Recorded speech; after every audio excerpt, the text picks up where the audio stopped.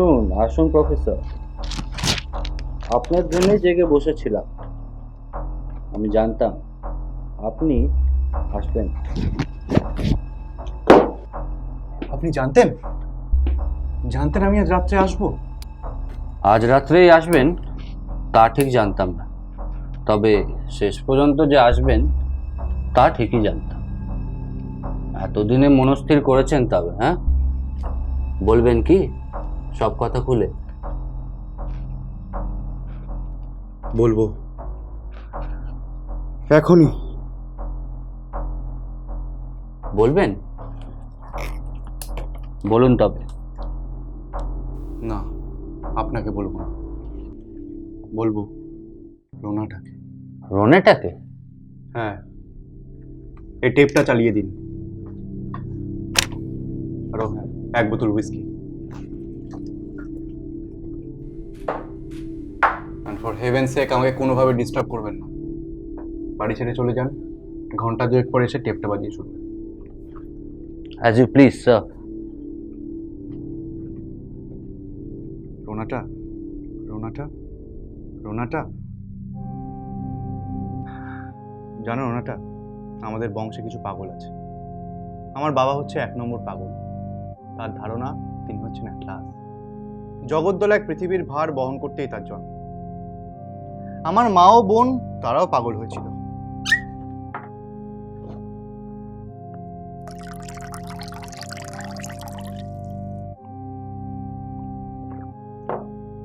কিন্তু আমি পাগল নই, তাই ধীর স্থির মস্তিষ্কে সব কথা তোমাকে জানাতে এসেছি।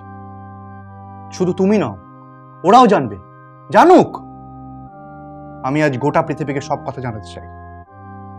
তোমার কথা, আমার কথা। ভেবে দেখলাম এছাড়া আর পথ নেই। তোমায় একটা গল্প শোনাই রোনাটা, আমার জীবনের গল্প। তুমি আমার বাবাকে চেনো কোয়েকার সম্প্রদায়ভুক্ত এক বিশ্ব ভ্রাতৃত্বের পূজারী হিসেবে, কিন্তু আমি তাকে কারখানার মেশিন ম্যান এমিল ফুক্স হিসেবেও দেখেছি। গল্পটা সেই সময়ের। তখন আমার বয়স কত হবে, এই ধরো 6-7। আমরা থাকতাম ফ্র্যাঙ্কফুর্টের কাছে একটা ছোট্ট বাড়িতে। আমাদের পাড়ায় একজনের বাড়িতে কুকুরের বাচ্চা হলো, সাদা, লোমে ভর্তি। আমি আমার ছোট বোন লিজা রোজ দেখতে যেতাম বাচ্চাগুলোকে। একদিন সেই ভদ্রলোক নিজে ডেকেই বললেন, কি খোকা, একটা কুকুরছানা নেবে? আমি তো লাফিয়ে উঠি, বলি, দেবেন? উনি বললেন, দেব, তবে বিনে পয়সায় নয়, একটা মার্ক দিতে হবে। আর দেখছো তো এই কুকুরের লেজ নেই, তাই ডয়েশ মার্কেও টেল থাকলে চলবে না। তা আমরা তো তখন অত শত বুঝি না, তাই মাকে গিয়ে বললাম, মা, একটা মার্ক দেবে যার কোনো টেল নেই, তাহলে এই ভদ্রলোক আমাকে একটা কুকুরছানা দেবেন বলেছেন। মা বললেন, অমন মার্ক তো হয় না বাছা, তা ভদ্রলোক তোমাকে কুকুরছানা দেবেন না বলেই ও কথা বলেছেন।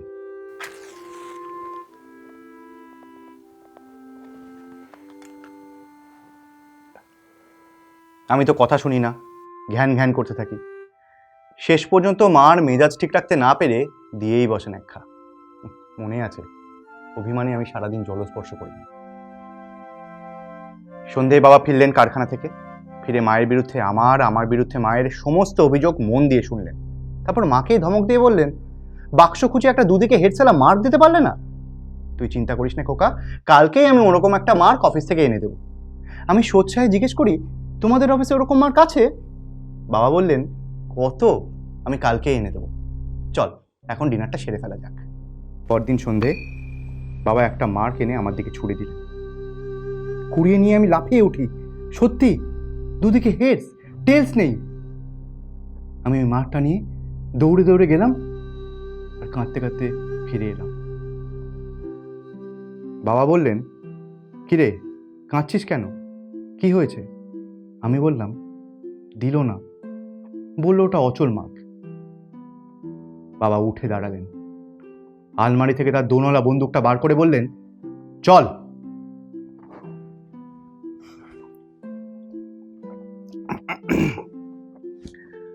বাবা খুব শান্ত প্রকৃতির লোক ছিলেন, কখনো তাকে রাখতে দেখিনি।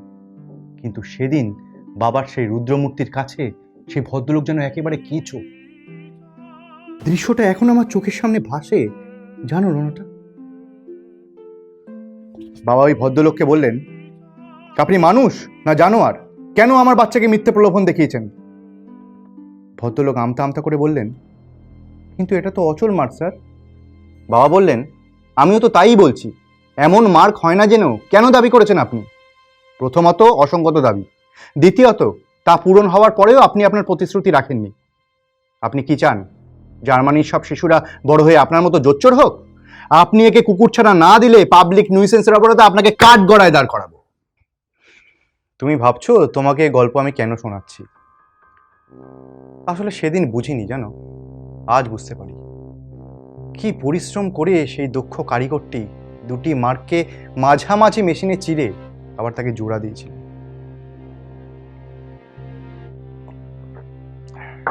কেন? তার উদ্দেশ্য ছিল তার সন্তান যেন জুয়া চুরি না শেখে। আমার 14 বছর বয়সে বাবা কোয়েকার্স হলেন, বিশ্ব ভ্রাতৃত্বের পূজারী। মূল মন্ত্র লাভ তাই নেইবার। বাড়িতে রাতারাতি সবাই ধার্মিক হয়ে উঠল, কেউ আন্তরিক, আবার কেউ বাবাকে খুশি করতে। একমাত্র ব্যতিক্রম এক 14 বছরের কিশোর, প্রহ্লাদ কুলে দৈত্য, এই জুলিয়ান ক্লাউস ফুক্স।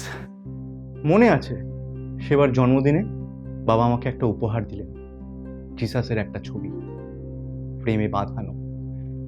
নিজেই সেটা আমার পড়ার টেবিলে রেখে দিলেন, আর উইলিয়াম টেলের একটা 4 লাইনের কবিতা নিজের হাতে লিখে দিলেন।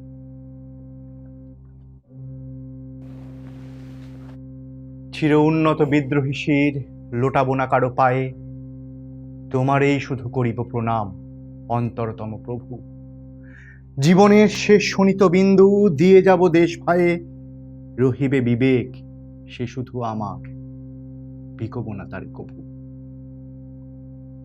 আমি দ্বিতীয় লাইনটা মুছে দিলাম আর আওড়াতে লাগলাম শুধু শেষ পংক্তিটুকু, রহিবে বিবেক সে শুধু আমার, বিকব না তার কভু। জানো রনাটা, আমি নিরীশ্বরবাদী হওয়ায় বাবা দুঃখ পেয়েছিলেন, আহতও হয়েছিলেন, কিন্তু কখনো আমাকে জোর করেননি। তিনি বলতেন, সময় হলেই প্রভু মেষ শাবকের মতো আমাকে তার কোলে টেনে নেবেন।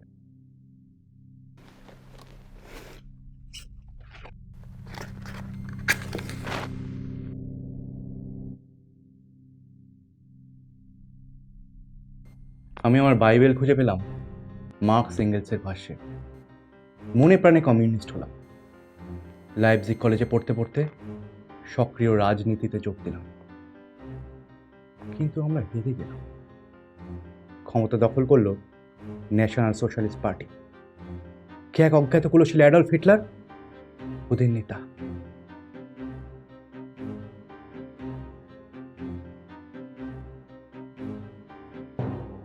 উনিশশো 33-এ একদিন ট্রেনে করে যাচ্ছি, খবর পেলাম ওরা রাইক্সটাকে আগুন ধরিয়েছে, কমিউনিস্ট ছাত্রদের ধরে ধরে হত্যা করছে।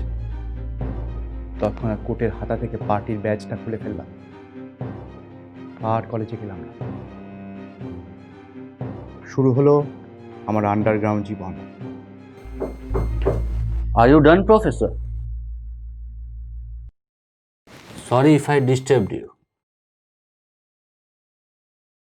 না অফিসার, এখন আমি কমরেড ফুক্সই আছি, ডক্টর ফুক্স হয়ে উঠিনি। কিন্তু এসে যখন পড়েছেন, বসুন, আপনিও শুনুন।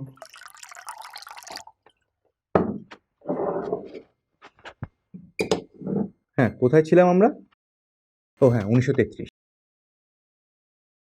নাৎসিদের থেকে পালিয়ে আমি 2 মাস জার্মানিতেই ছিলাম। তারপর সীমান্ত পেরিয়ে চলে যাই ফ্রান্সে। সেখান থেকে উদ্বাস্তু হিসেবে চলে গেলাম ইংল্যান্ডে। এর পরের অধ্যায়টা তুমি তো জানো রনাটা। আশ্রয় পেলাম এক কোয়েকার্স পরিবারে। সেই পরিবারের একটা মেয়েকে ভালোবেসে ফেললাম। সেই মেয়েটিও আমায় তীব্রভাবে ভালোবেসে ফেলল, কিন্তু কখনো বলতে পারলাম না যে আমার জীবন উৎসর্গীকৃত সাম্যবাদের প্রতি। যে কোনো দিন ধরা পড়ে যেতে পারি, আর তৎক্ষণাৎ অবধারিত মৃত্যু। মন্ত্রগুপ্তি আমার রক্তে, তাই ইংল্যান্ডে ঘুণাক্ষরও কেউ টের পায়নি আমি সাম্যবাদের পূজারী। তুমিও না। তুমি দেখেছো আমি দিনে 18 ঘন্টা বিজ্ঞান সাধনা করেছি, কিন্তু তুমি দেখোনি যে আমি রাত জেগে মার্কস, এঙ্গেলস, লেনিন পড়ে চলেছি। আর একটা বিশাল প্রাচীর ছিল তোমার আমার মধ্যে। তোমার কাছে তোমার ধর্মই ছিল জীবনের নিউক্লিয়াস, আর আমার জীবনে নিউক্লিয়ার ফিজিক্স ছিল আমার ধর্ম। তথাকথিত ধর্ম আমার কাছে আফিমের নেশা। বলতে পারো রোনাটা, কেমন করে মেলাবো এমন বিপরীত মেরুর বাসিন্দাকে? But professor, who is texter? কে কে সেই জঘন্য বিশ্বাসঘাতক যে আমেরিকার নিউক্লিয়ার প্রজেক্টের সমস্ত ডিটেলস রাশিয়াকে পাঠিয়ে দেয়? আপনি বড্ড impatient officer. Okay, let me clear it out. না, রিচার্ড ফাইনম্যান নয়, রবার্ট ওপেনহাইমারও নয়। রোনাটা, তোমার স্বামী প্রফেসর অটো কার্লো নয়।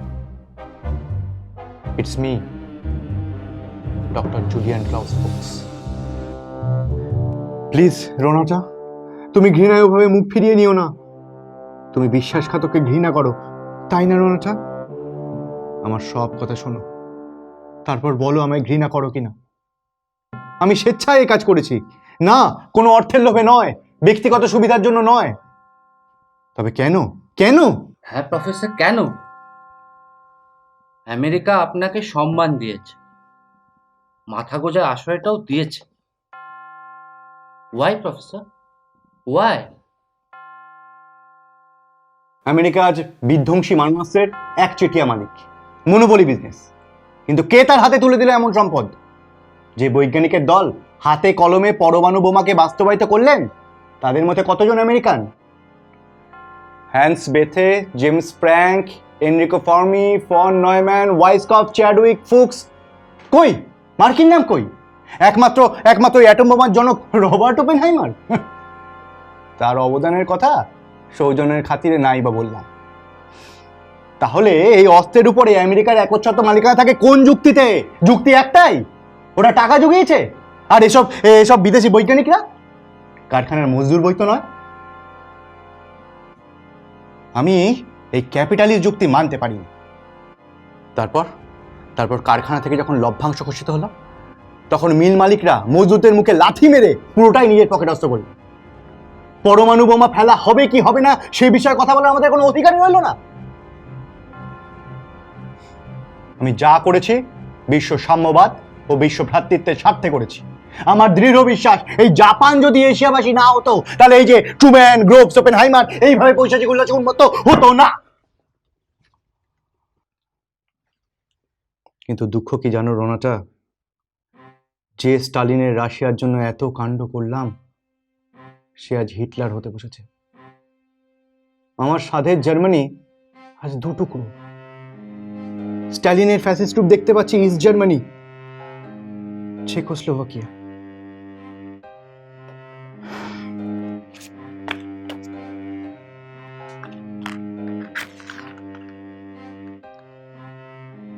ওরা আমাকে বলবে বিংশ শতাব্দীর জুডাস, কিন্তু বিশ্বাস করো রোনাটা, আমি জুডাস নই।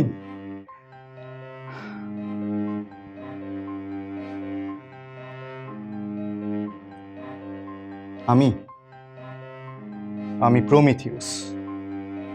স্বর্গাধিপতি জিউসের গোপন গুহা থেকে সে চুরি করে আনে আগুনের শিখা মানুষের কল্যাণে, কিন্তু শেষ পর্যন্ত ধরা পড়ে যায়।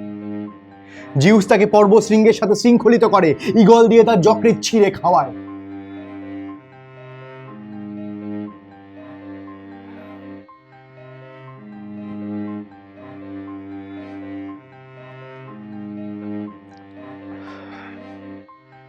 আমার সামনে এখন দুটো পথ খোলা আছে। পটাশিয়াম সায়ানাইডের ক্যাপসুল রয়েছে আমার পকেটে, এই টেবিলের উপর রাখলাম। যারা বিচারের প্রহসন করে আমার যকৃৎ ঈগল দিয়ে খাওয়ানোর নির্দেশ দেবে, তারা শুনে রাখুক, অনায়াসে এই মুহূর্তে আপনাদের হাত ছাড়িয়ে চলে যেতে পারি আমি। কিন্তু আমি একজন পদার্থ বিজ্ঞানী, কেমিস্ট নই। তাই কেসিএনের চেয়ে কিলো ভোল্টকে বেশি চিনি, আর ক্যাপসুলের চেয়ে ইলেকট্রিক চেয়ার।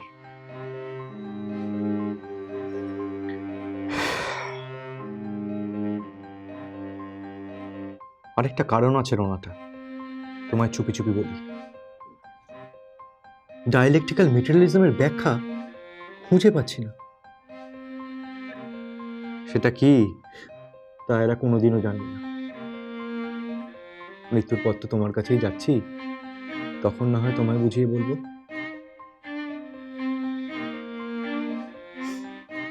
আরেকজন বুঝবেন, আমার বাবা।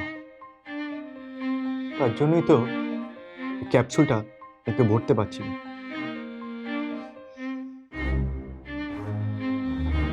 মৃত্যুদণ্ডাকা পেয়ে একবার তার সাথে দেখা করতে চাই, তাকে একটা অনুরোধ করে যাব। আমার সমাধির ওপরে তিনি যেন উইলিয়াম টেলের কবিতাটা উৎকীর্ণ করে দেন। হ্যাঁ, ওই 4টে লাইনই। নিজের ক্রস নিজের কাঁধেই বইতে যাই।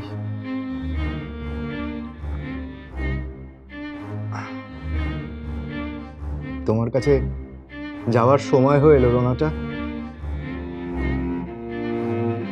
প্রভু যিশু, এইবার তুমি নিঃশাবকের মতো আমাকে তোমার কোলে তুলে নাও। আমিন।